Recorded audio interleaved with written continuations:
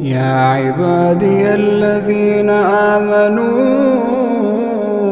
إن أرضي واسعة فإياي فاعبدون كل نفس